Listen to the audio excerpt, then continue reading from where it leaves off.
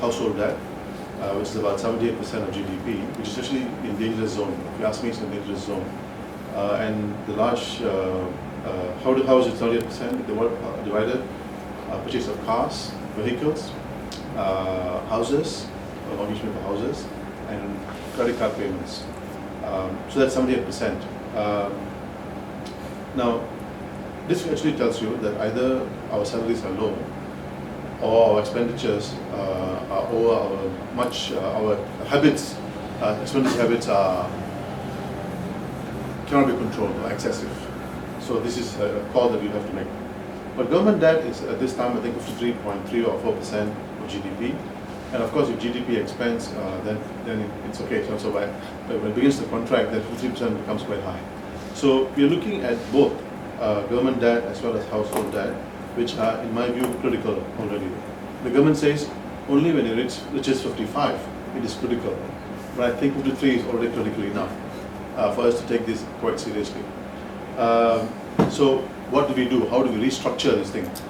Now, this is not an easy, simple question to answer, and that is because it has a lot to do with the way we look at our budget, federal budget, the way it's organized, the way our incomes are also organized, and also the price levels in the country.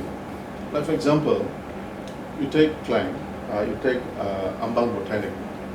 Ambang Botanic is along Chas Highway, and it's the latest development, if you want, in the Klang area. Now, when it was initially sold, it was, I think, something like 300,000. Now the houses are almost close to 1 million already. They're empty houses. They're empty houses, by the way, empty. And the entire place, nobody has been there, bought the place, nothing. But the prices have climbed within 1 year, from what is 350,000 to almost now to 1 million. Now this is clear speculation. People are speculating on the housing market, and some of us are also doing the speculation part. As a result of that, lots of people will not be able to own houses. So if you want to settle the issue of that, you have to look at a house owning democracy in one. Because right now lots of houses are being built, but it's empty. But it is very expensive as well. So who can afford these houses? Young people today cannot afford to buy those houses, period. What we enjoy, what our parents enjoy, the kind of houses they could buy with the limited amount of salary they had, is something what we should be calling as wishful thinking. Because with our salaries and with our income, we will not be able to afford similar type of houses. So I think what we have to do is, we have to really look at the way the economy is organized, and especially in trying to deal with the issue of debt. I think this is not something that you can discuss this offhand and say we will do 1, 2, 3, 4, because it's a lot of issues regarding housing. The housing is a big ticket why people go into debt. Housing. And what is worse is that at least the rich and the middle classes can afford to go to the bank. But the working class ends up, unfortunately, with the loans. Most of them, first of all, can't even get their money, deposit, to pay for those houses. So the quick access to funds is from the loans. And when the loan gives, it becomes a problem. And after, sometimes even less than a year, they default on the loan payment, and the loan takes over the houses or other kinds of modus operandi is used in order to get the money back. So this is a very serious problem. So debt restructuring has a lot to do with house owning democracy, has a lot to do a lot with income, has got a lot to do with speculation, has got a lot to do with price levels in the economy. I think this is something that we have to think through in more detail. Now the issue of what paralyzes the economy. What paralyzes the economy? Competitiveness paralyzes the economy. Competitiveness. Now, Malaysia, Malaysia, South Korea in the 1960s were almost at the same level. Almost at the same level of economic development. But where is Malaysia today, and where is South Korea today? I mean, clearly in terms of technology, Korea is in a different league altogether compared to Malaysia. We are still very much labor-intensive production, labor-intensive mass production, whereas Korea has reached a different level altogether, where they're developing new products and processes. where they're fighting based on technology, whereas we are still producing based on low wages. And our employers, our small and medium industries are still wanting to keep wages low so that they can compete with China and other parts of Southeast Asia. And mind you, wages are rising very high across the board.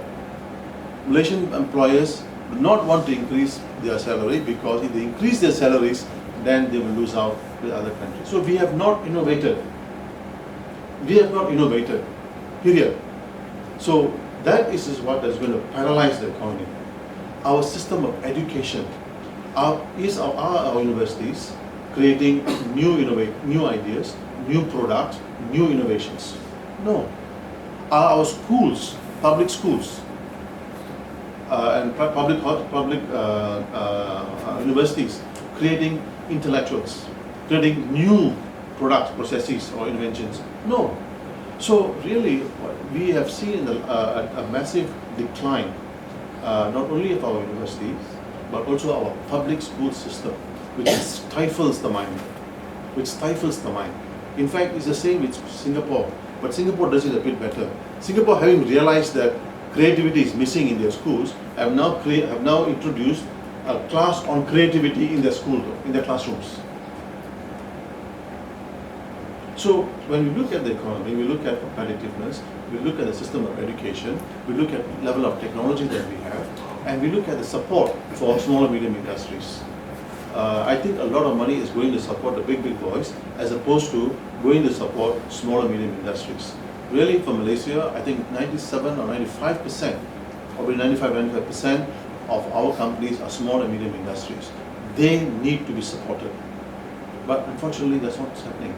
That's really not happening. So that is why. But if you see the budget, tons and tons of money is being pumped into small and medium industries. And the question is, where is that money going? So really, when you look about freezing the economy in UK, we're talking about competitiveness, we're talking about development in science, development in technology, our universities, both public and private schools, and so on and so forth.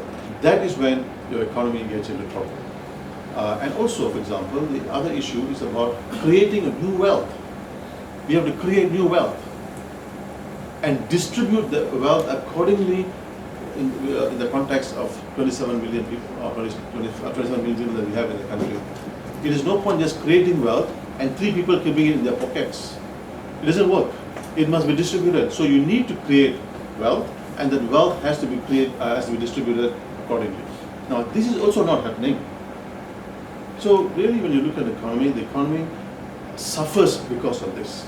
Suffers because when you have 3 people controlling the economy and 97% of the people are living hand to mouth, then you cannot create effective demand in the economy. You cannot create new demand in the economy. Only when you have higher wages, when can people consume, then you begin to see some spread, some expansion in the economy. Otherwise, it's going to be contracted or will be the same status quo position. So when we look at the economy freezing, these are the reasons why it freezes. And now it is freezing, and that is because of the uncertainty calling the elections. And it is clear that if the government knew, if Barisan knew that they were going to win, and win decisively, they would have called the elections by now. But clearly they are not sure, they're not comfortable in winning. So they're postponing the elections till they have a point, till they come to a point where they can take 2/3 majority and they can take Selangor back. That is the game plan. For Najib, he has to get 2/3, he has to get Selangor, otherwise his history in UMNO.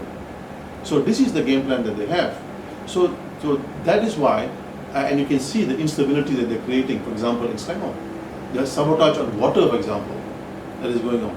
So it is clear that Barisan, as you pointed out very correctly, has been in power for so many years, and they're not going to give it easily.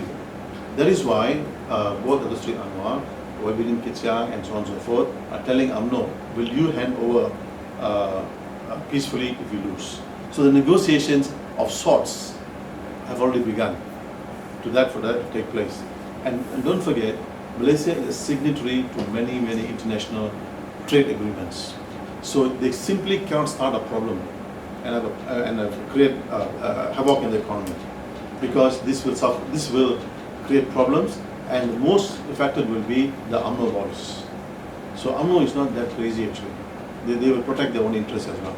So I think while we have to have the perspective in mind, there is a good chance of uncertainty or good chance of not chaos, but some up and down moments, yo-yo moments. We have to keep that in mind and be prepared for that, but not use that as a basis of not to vote. I think then you're running away from responsibility. In any change process, it is never a smooth process, and one cannot assume it's going to be a smooth process because Malaysia doesn't have that experience like in the UK or in the US and so on and so forth. However, when Selangor, it was relatively a smooth process. In fact, in Penang, it was even better. In fact, the process was fantastic. Kosukun called the Chief Minister, the new Chief Minister, Lim Guan Eng, and said, hey, the baton is yours now. So in that sense, we have a good history in Selangor and in Penang and in Kedah and in Kelantan. So I think we can go by that and say that it will not be, paralysis will take place, there will be gunshots all over the country, the army will take over. I think that all this is nice to speculate, like good to sell books. But I think in real life, people are breadwinners. People also have to sell their products. So there's a vested interest. There's a vested interest to keep things calm and acknowledge there's a problem. But at the same time, we have to be vigilant. We have to be vigilant that things don't get out of control.